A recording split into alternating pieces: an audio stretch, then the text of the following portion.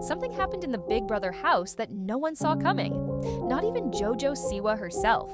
What started as a simple reality TV appearance spiraled into emotional chaos, broken relationships, and a friendship with Chris Hughes that many believe crossed a line.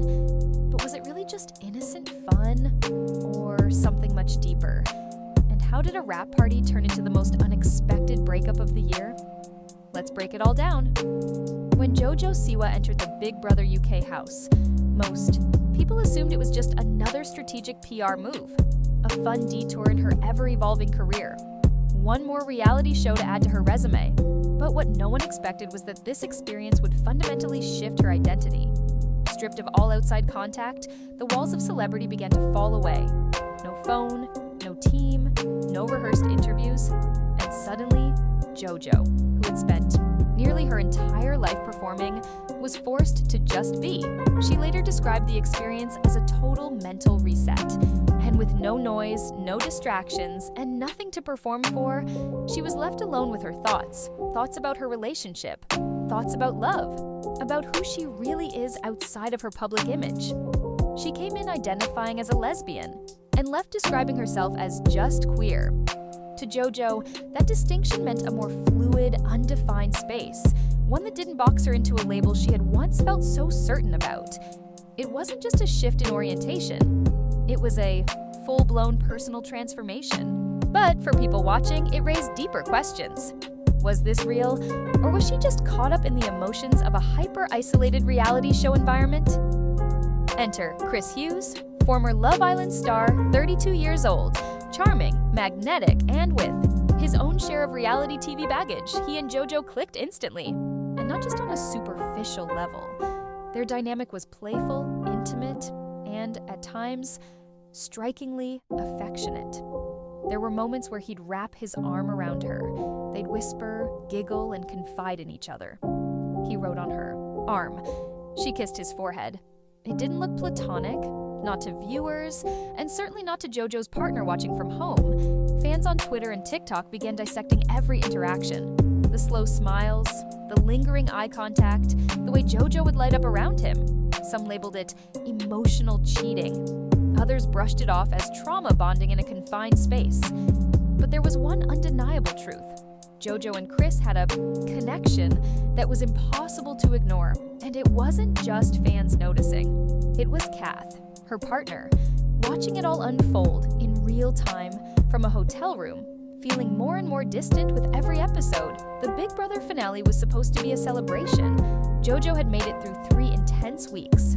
Kath flew from the US to be by her side, but what happened next was brutal. Less than an hour into the show's wrap party, not a day, not even a proper sit-down, JoJo ended the relationship. She later said it wasn't planned, that she had every intention of talking, not breaking up. But something in that moment shifted. Kath asked if JoJo was happy, and JoJo, perhaps for the first time in a long time, told the unfiltered truth. No. That one word ended everything. Kath was blindsided, alone, in a foreign country, at a party full of people celebrating, while they were left dealing with a public, humiliating end to their relationship. Fans called it cold, disrespectful, and above all, unnecessary. Why not wait until they were back home? Why not have that conversation privately? But JoJo insisted. She was being honest, and honesty, in her eyes, couldn't wait. Once the news broke, the internet imploded. Comments flooded in from all directions. TikToks dissecting every look. Reddit threads accusing JoJo of emotional manipulation. Instagram lives where former fans vented their frustration. To some, JoJo was the villain, the young celebrity who got swept up in fame and ego, tossing aside a loyal partner. To others, she was just a 20-something figuring herself out in real time. But the criticism didn't stop there. Fans dug up clips of Kath, flying internationally just to surprise JoJo. Clips of JoJo crying about how in love she was.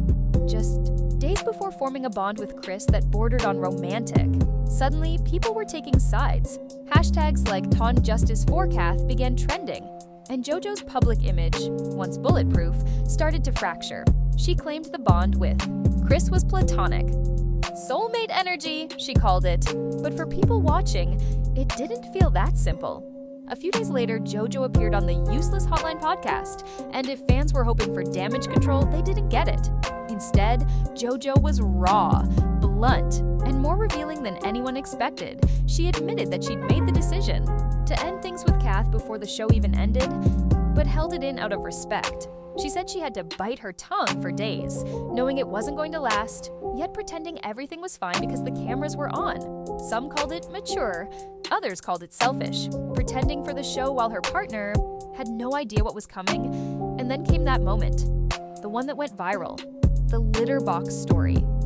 JoJo casually joked about how she and Chris had peed together in a litter box inside the house. Most listeners laughed, but fans, not so much.